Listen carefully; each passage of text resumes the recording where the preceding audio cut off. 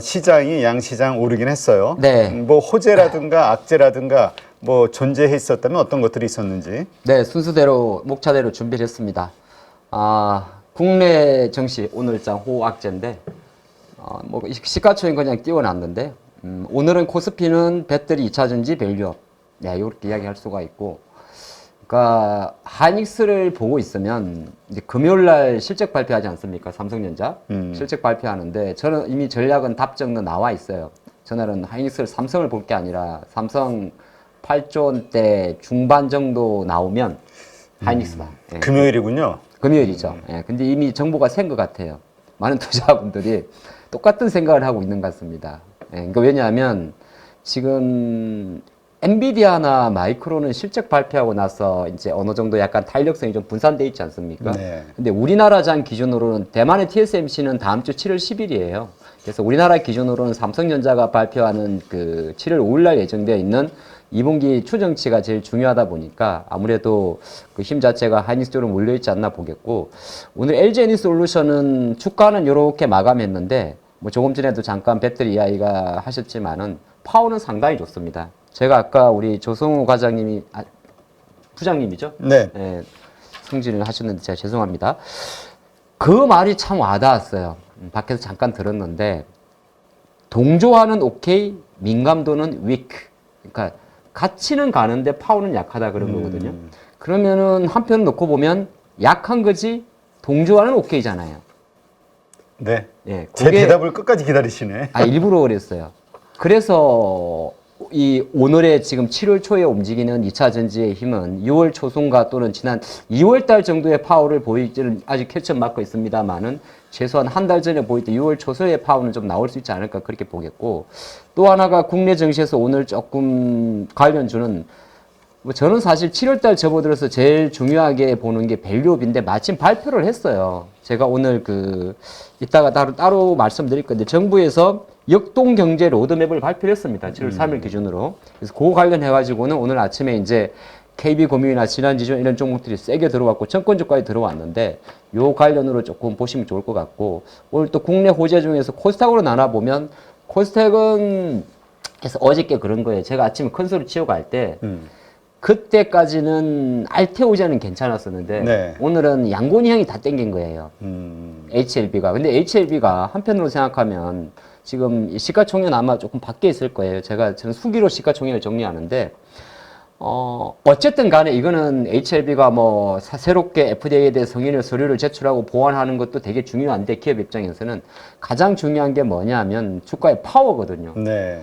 그러니까 어떤 시장의 힘을 논할 때 특히 제약바이오는 주로 핸들링하는 세력이 개인 투자가분들이 비중이 압도적으로 높기 때문에 호재가 나왔는데 갭상을 했다가 눌렀다가 종가까지 당겨버리면 이거는 파워가 강한 겁니다. 그래서 오늘은 코스닥을 놓고 보게 되면 뭐 에코프로나 에코프로 BM도 거래량이 실어서 이렇게 많이 마감을 했고 자 그런 상태에서 실제로 알테오젠이 조금 주춤됐습니다만은 HLB나 HLB 생명과학에서 좀 잡아주는 그리고 이제 천당인 삼천대학 제약도 같은 그림으로 갔기 때문에 코스닥 지수 자체는 반도체가 안 가가지고 생각해보면 리노공업이나 이오테크니나 솔브레인이나 로봇이나 동진이나 올 HPSP가 매도리부터 나왔었어요.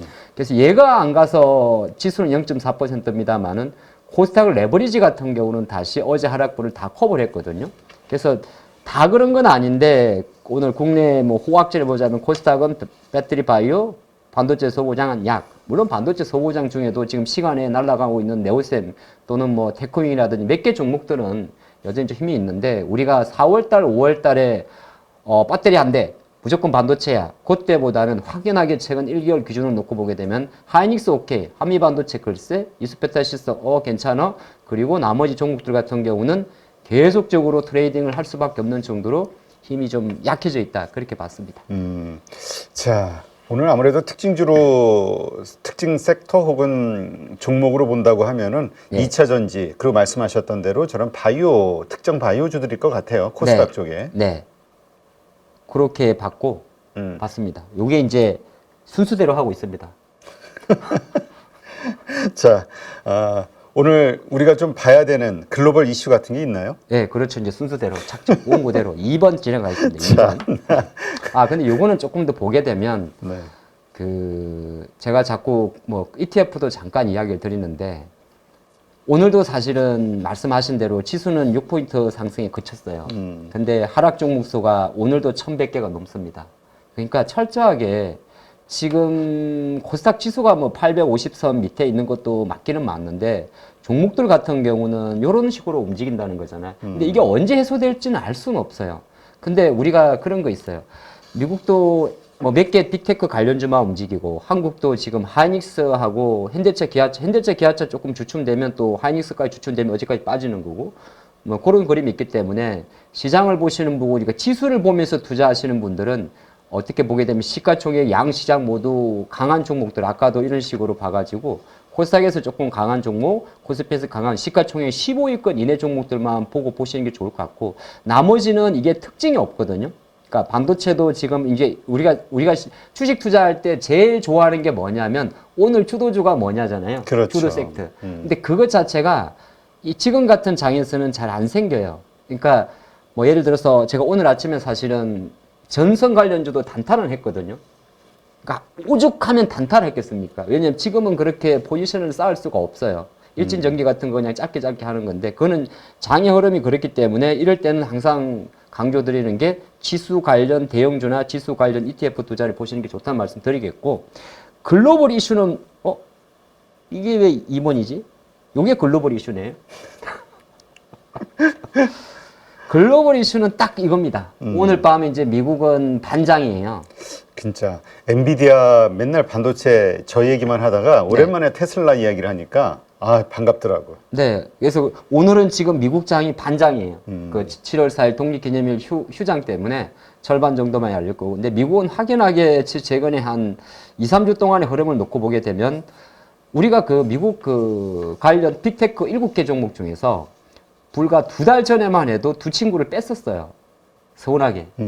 애플하고 테슬라하고. 근데 지금 가장 잘 가는 두 개의 친구가 애플하고 테슬라입니다.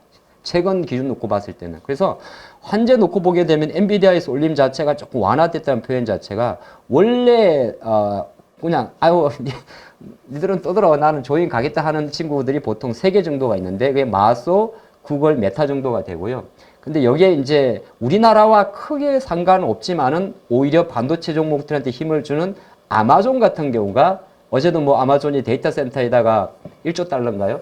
투자한다 그러니까 또 관련 뭐 일부 데이터 센터 관련 주들이 움직이는 것처럼 이런 종목으로 좀 움직이고 있기 때문에 글로벌 증시의 가장 큰 이슈는 딱 이겁니다. 제가 여기서 뭐 미국의 대선을 논하고 밤새 있던 파월 의장의 발언을 논하고 그건 별로 중요할 것 같지가 않아요. 가장 중요한 그림은 아까 또 했던 말 같이 있으면 민감도가 떨어지고 있거든요.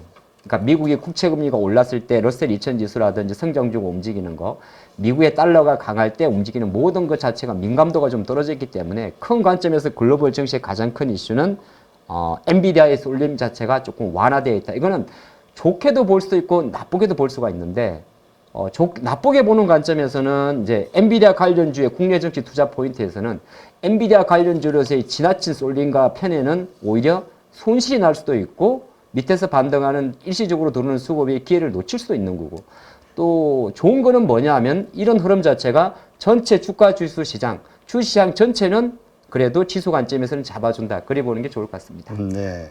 자, 이제 내일장 체크 포인트 한번 볼까요? 이 4번인데? 이거 체크 포인트 하고. 진짜. 체크 포인트 하고. 손이 많이 가네, 진짜. 뿅망치 없나? 체크 포인트 하고 오늘 제가 주요 이슈 배당 하고 싶은 거 해봐봐. 예, 그러겠습니다. 아니, 원고대로 체크 포인트는 불 뿜은 테슬라입니다. 뭐 오늘 하루 종일 이야기 나왔을 건데 흥분을 좀 하셔야 돼요. 어떤 흥분? 여기가 끝이 아니다. 뭐 이제 시작이다. 이제 테슬라의 상승은 이게 왜 우리가 조금 오바를 해야 되냐 하면요. 미국 증시의 가장 큰 장점은 역시나 지금도 양방향 공매도가 된다는 거고 테슬라의 가장 큰 장점은 어떻게 보게 되면 숏스퀴즈가 발생할 수 있다는 거고 테슬라의 현재 수준에서 가장 큰 장점은 다른 여타 기업보다 이벤트가 남아있다는 겁니다. 그러니까 어제 미국의 테슬라가 2분기 인도량을 발표를 했죠. 물론 그게 컨센서스보다는 좋게 나왔어요. 44만 대 정도. 근데 작년 대비해서는 덜 나온 거고 또 하나가 테슬라가 ESS 2분기 판매가 작년 대비해서 한 더블 정도가 증가를 했습니다. 네. 그러니까 ESS 판매량이 9.4GWh가 나왔는데 작년도가 3.7GWh였거든요. 근데 테슬라의 ESS 같은 경우는 당연히 중국의 CATL의 LFP 배터리와 BYD의 LFP 배터리가 들어갑니다. 그러니까 이거와 우리랑 크게 상관이 없고 우리 삼성, LG, SK온 같은 경우는 실제적으로 ESS 쪽에 포커스를 맞추게 되면 생각보다 중국의 CATL과 BYD가 싸워야 되는 거고 그런 관점에서 실제적으로 원래는 테슬라 같은 경우도 이 ESS를 3원계를 사용을 하다가 지금은 LFP를 사용을 한단 말이죠. 그런 관점이 있기 때문에 테슬라 입장에서 놓고 봤을 때는 그래도 이 부분에 대한 수익성 자체도 되게 좋은 거고 제가 볼 때는 주가는 여기서 추가적으로 저는 다시 다 마디를 그어놨거든요. 네. 이게 제가 장기적으로 테슬라를 이렇게 옛날에도 보게 되면 $200, 180, 160, 240, 280으로 가는데 일단은 이런 힘 같은 경우는 되돌림이 온다고 하더라도 조금 더 풀을 뽑을 수가 있기 때문에 실제적으로 테슬라 효과, 지금 테슬라 효과로 국내 증시에 움직이는 게 민감도가 위크한다고 하더라도 조금 더 동조하러 갈 수 있는 힘은 많지 않나 그렇게 보고 있습니다. 그러니까 그 테슬라의 상승은 좀 더 길게 이어질 수 있다. 그리고 그에 따라 관련된 국내 주식들이 네. 같이 거기에 맞춰서 오를 수 있는 가능성이 커졌다. 이렇게 보면 되는 거죠. 그렇습니다. 뭐 이렇게 길게 어렵게 얘기해. 그 관련주 중에 1번은 아무래도 LNF일 것이고. 그건 이제 교과서적으로는 LNF인데 저는 기관들이 좋아하는 종목은 안 살라고요. 그럼 어떤 게 좀 괜찮아요? 테슬라는 아까 말씀하신 데 테슬라 라인으로 보게 되게 되면은 LGD 솔루션을 세일 쪽으로 보는 게 맞는 거고요.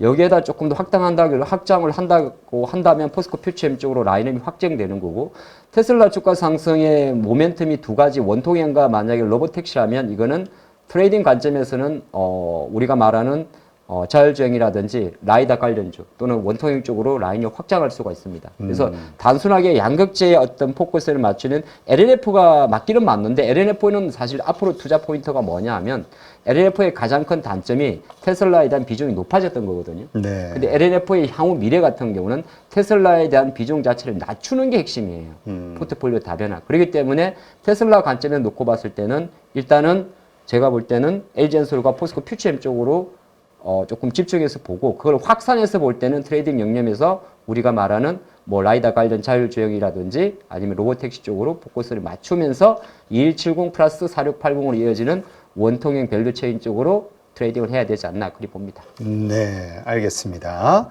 자, 하여튼 우리가 테슬라하고 그동안 계속 빠지다 보니까 2차 전지하고 무슨 상관성이 있어? 이렇게 좀 터부시했는데 이렇게 좀 테슬라가 상승할 때는 이렇게 오늘처럼 2차 전지주들이 뭔가 영향을 받으면서 계속 좀 같이 올라가 줬으면 좋겠어요. 2차 전지 때문에 힘들어하시는 분이 너무 많더라고. 우리 채팅창 보면은. 걱정계를 넣으십시오.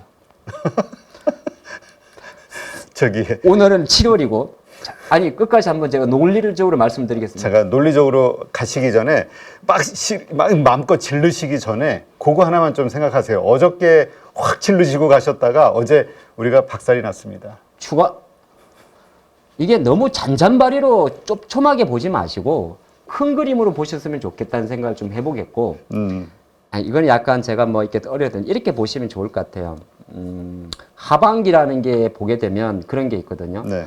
확실하게 이제 7월이잖아요. 그러니까 자 아까 우리가 어떤 이야기를 했냐면 엔비디아의 힘이 분산된다고 했지 않습니까? 그 말은 뭐냐면 주도주는 맞긴 맞는데 그쪽으로 추가적으로 피라미딩에 들어올 힘 자체가 부담이 되는 거예요. 반도체가. 오늘 젠슨왕이 이런 이야기를 합니다. 야, 우리가 앞으로 AI는 생성형 AI, 대화형 AI에서 공장형 AI 쪽으로 확산될 것이다. 아주 먼 미래잖아요. 그리고 올해 2분기 실적 발표하는 삼성전자나 하이닉스의 반도체가 실적의 정감률 측면에서 가장 좋단 말이에요. 그러니까 YOY 기준으로. 따블이 전 가잖아요. 분기 기준 놓고 보면. 2조 8천억 벌다 5조 벌면 100%예요. 그렇지. 근데 5조 벌다가 3분기에 10조 벌기는 어렵단 말이에요. 그럼 주가는 그렇게 가장 고점을 하기 때문에 다른 한편으로는 시장은 철저하게 하반기로 접어들면서 이번 2분기 실적 발표 이후부터는 최고점을 찍을 수밖에 없다고 생각하는 반도체 쪽과 여기가 바닥이로 생각하는 2차 전지라든지 기타 섹터들이 나누는 거예요. 그러니까 2차 전지가 주도주가 된다는 게 아니라 어느 정도 저점을 높일 수 있는 아까 말한 세 번 써먹습니다. 민감도가 약하지만은 어느 정도 민감도의 약함들을 올라갈 수 있는 그림이 있기 때문에 아마 힘의 조절적인 차원에서는 되게 중요해질 것 같고 제 생각으로도 미국이 9월 달 정도에는 보통 9월에 정책 변화가 많기 때문에 금리 인하가는 사이클 가능성으로 높고 미 대선 자체가 대선 전의 정치가 강하다는 걸 전제로 한다면 충분히 승산이 있다고 보는 겁니다. 그래서 2차 전지는 이제 더 이상 걱정하지 마. 뭐 걱정 어쨌든 아까 걱정하지 말라며.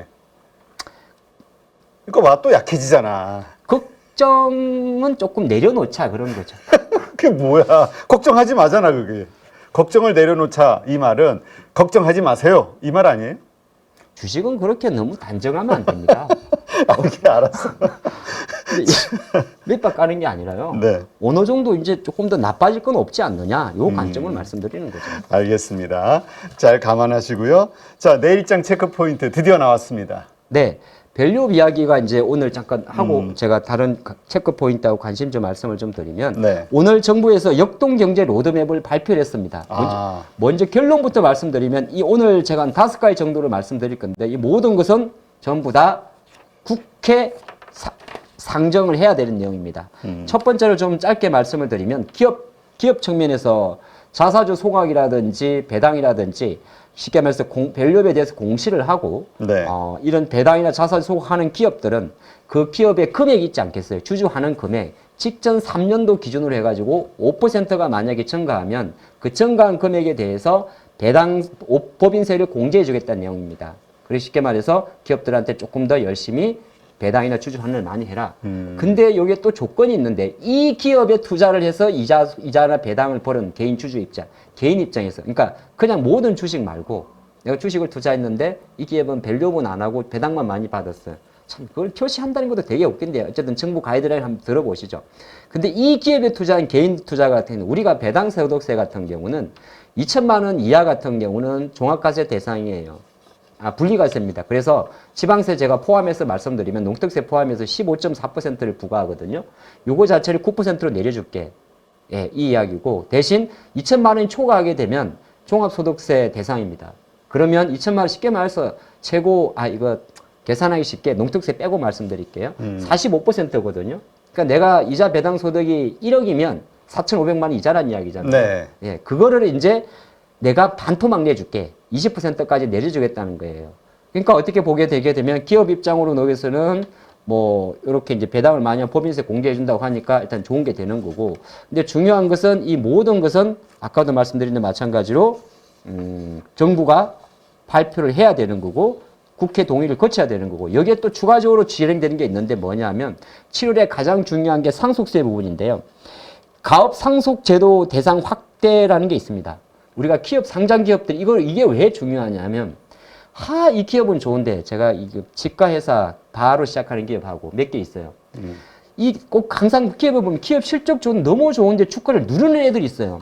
그건 왜냐하면 상속세나 이쪽에 이슈가 될 때입니다. 그렇죠. 그래서 어떻게 하냐면 우리나라가 가업 상속이라 그래가지고 가업 상속 공제가 600억밖에 안 돼요. 그럼 시가총액이 만약에 1,000억짜리인데 예를 든 거예요. 내가 우리 자녀한테 물려줄 그 금액 자체가 1,000억짜리 해서 전부 다라고 치면 1,000억 중에 600억 그냥 50%니까 500억을 상속세를 내야 되는 거예요.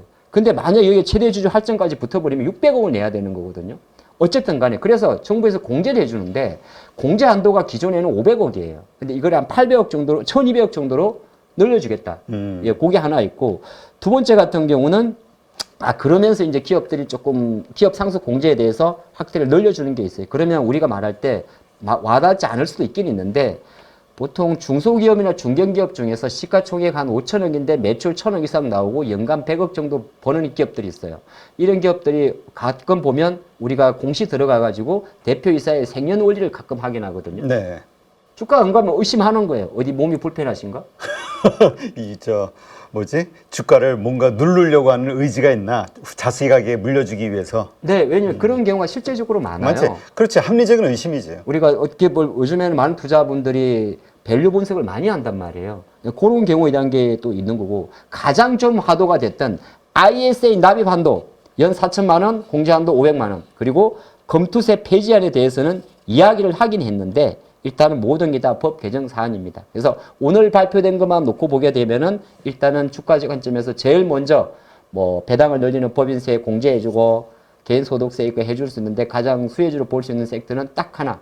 금융주 청권주입니다. 그래서 오늘 금융주 청권주가 많이 움직였고 앞으로도 이 부분 같은 경우는 추가적으로 진행될 7월, 8월 달 이후부터 하반기로 갈수록 금융주라든지 청권주는 조금 보시는 게 좋을 것 같습니다. 네. 아무래도 외국인의 그 밸류업에 대한 기대감이 있는 것 같아요. 그쪽으로 매수가 계속 들어가더라고. 네. 그리고 그렇죠. 왜냐하면 금융회사 우리 5대 금융지주 뭐 KB나 우리나 한국이나 신한 전부 다 외국인 지분율이 50%가 넘고요.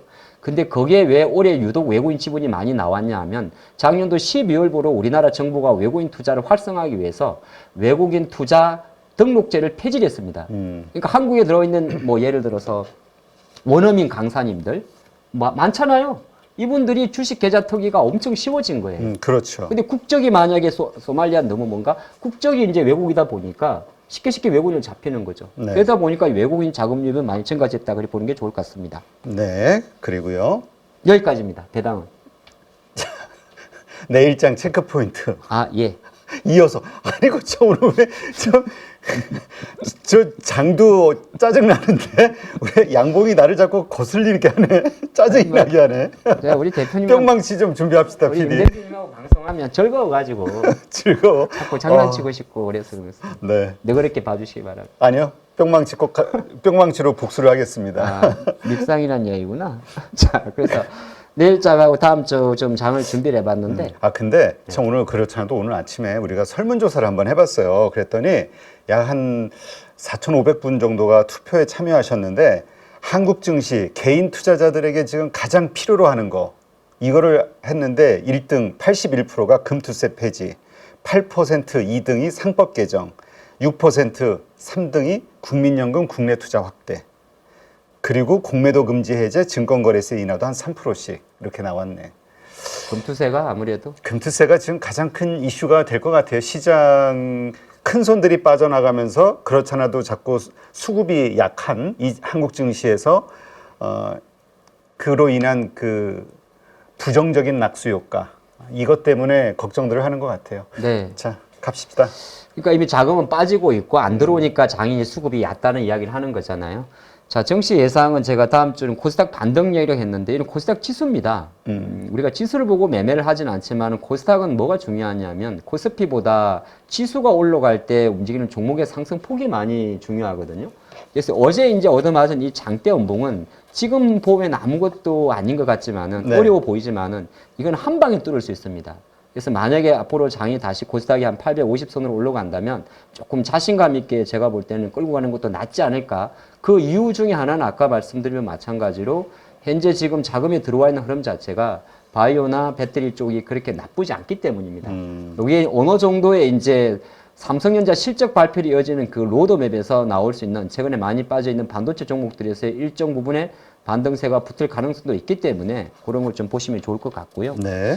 두 번째는 이제 그래서 제가 이렇게 한번 섹터별로 잘 준비를 해왔습니다. 힘 빠진 이렇게 적어봤는데 지금 적어둔 걸 가만히 보면 자동차, 조선, 방산, 화장품, 음식료, 반도체, 소부장 전부 다 우리가 5월달, 6월달에 계속 가했던 섹터거든요. 근데 저는 이게 전체 섹터 기준으로는 힘이 좀 빠졌다고 생각을 해요. 왜냐하면 자동차도 현대 기아가 어제 물론 뭐 데이터에 그렇게 일희일비할 건 아닌데 제가 만약에 다시 현대 기아를 본격적인 베팅을 한다면 저는 인터벌 기준으로는 조금 기다릴 것 같아요. 네. 한 최소한 이번 주나 옵션 만기일이 있는 다음 주까지는 말이죠. 자, 그리 보는 거고 조선, 방산, 화장품도 대부분 같은 길인데 아마 이번 7월달 같은 경우는 특히나 화장품이나 음식료 쪽에서는 어느 정도 조금은 2차 전지 파워에 따라서 파워가 좀 달라질 수가 있습니다. 네. 여기는 이제 개인 액티브 자금이 들어오기 때문에 그리 보시면 좋을 것 같고 그 중에도 그래서 이제 몇 개 종목들만 좀 정리를 해봤는데 자동차 쪽에서는 최근에 수급을 좀 받는 게 현대오토에버. 그 조선기자재 쪽은 세진중공업은 최근에 시세가 낮다가 조금 흔들리는데 네. 지금 만 원대 있을 때 바로 살 건 아니지만은 9,000원대 조정반에서 조금 하락세가 멈춘다면 지켜볼 만하고요. 하나 에어로인데 잘못 적었는데 방사는 사실 어제 LIG 넥스원은 기관들의 리포트를 잘 읽어보면 너무 근거가 없어요. 최근에 KB증권에서 대놓고 매도 리포트 날리는데 한번 봅시다. 앞으로도 계속 그럴지. 자, 그래 보시고. 화장품은 지금 보면은 어쨌든 아모레퍼 스피는 LG 생활 건강을 바로 밑으로 잡을 필요는 없고요. 그 코스맥스와 한국 콜마로 잡으면 되는데 여기에 이제 북미가 포인트라면 잉그로우드 랩을 찌고 있는 코스맥과 코리아가 그래도 눌림맥에서 볼만하다. 예, 그리 보는 거고. 반도체는 진짜 없더라고요. 테크윙은 저도 이번 주도 그냥 단타만 쳐봤는데 분명히 테크윙은 제가 모르는 보이지 않는 손이 있는 것 같다는 생각이 들어봤고, 게시대가 코미코 같은 경우는 완벽한 자리는 아닌데, 레거시 쪽에서 어느 정도 다시 조금 자리를 잡히는 그쪽, 그리고 트레이딩 영역 쪽에서의 이 글라스 기판 같은 경우는 어떤 게 투자 포인트냐면은 일단 기술적 매매 영역이긴 한데, 네. 새로운 기판 관련주가 나온다는 게 특징이에요. 뭐 예를 들어서 어저께 이틀 전에 LX 세미콘, 어제는 또 램테크라든지 그런 흐름이 있기 때문에 어느 정도 이건 약간 트레이딩인데 뭐 이건 약간 보면 그런 것도 있어요. 반도체에 들어갔던 힘이 분산되면서 나오는 일부 트레이딩 영역이거든. 지금의 CXL에 붙어 있는 자금과 유사한 성격. 일단 그렇게 볼 수가 있겠습니다. 네. 진짜 오늘 현대오토에버가 아주 장중에 강한 모습 보였잖아요. 네. 사실 테슬라가 이렇게 바닥을 헤매고 있을 때 반등하게 되는 계기가 아마 FSD 중국에서의 이 자율주행 때문일 거라고 예상을 했었는데 네. 느닷없이 ESS 때문에 물론 이렇게 빨리 이렇게 반등을 했습니다만 이 자율주행과 관련해서 테슬라에서 계속 호재성 그 어떤 이슈가 계속 나오겠죠. 나오긴 나오는데 사실 자율주행 관련 기업들은 국내 네. 기업들은 시장에서 많이 우리가 거론되는 뭐 라이콤이라든지 얼마 전에 상장한 SOS랩 어렵네. 투자하기 어렵겠네. 아니면 뭐 프론티어라든지 이런 기업들 같은 경우는 실제적으로 트레이딩 영역에 왜 그러냐면 FSD가 완벽한 것도 아니고 완벽할 수도 없고요. 그렇죠. 이미 그게 완벽했다면 우리는 그 주식은 더 이상 매력이 없을 거거든요. 그래서 약간은 밑에서 올라오는 종목들은 확실히 너무 이렇게 뭐 로보택시는 이렇게 가면 좀 어려울 것 같고 그냥 그런 이슈가 있으니까 그런 쪽으로 움직인다 정도로만 보시는 게 좋을 것 같습니다. 네, 알겠습니다.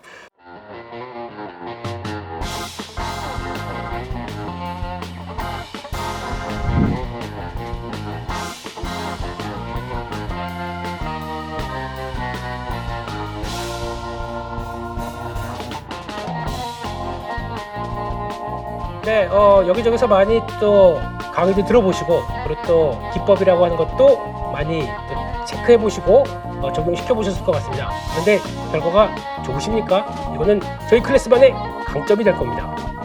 네, 섹터 분석을 왜 해야 되고 그리고 어떤 섹터가 갔었을 때 이를 어떻게 초기에 접근하는지에 대한 여러 가지 방법들 생각을 많이 하게 되는데 그에 따른 키포인트들을 알려드리고요. 김 대표는 이렇게 상업 분석한다. 그리고 또 거기서 종목을 찾는다. 라고 하는 여러 가지 기법들 그리고 그에 따른 효과들을 충분히 노리실 수 있게 하나하나 세부적으로 말씀을 드리고요. 거심 종목까지 같이 스터디를 하시면서 충분히 시장을 끌어가실 수 있도록 그렇게 말씀드리도록 하겠습니다. 네, 라이브를 충분히 활용하겠습니다. 거기서 나오는 질문들 그리고 또 매매하시다가 요런 때 참 애매할 텐데 라고 하는 제가 겪었던 부분들 그대로 담고 또 문의가 들어오게 되면 충분히 안내를 드리겠습니다. 이거는 저희 클래스만의 강점이 될 겁니다.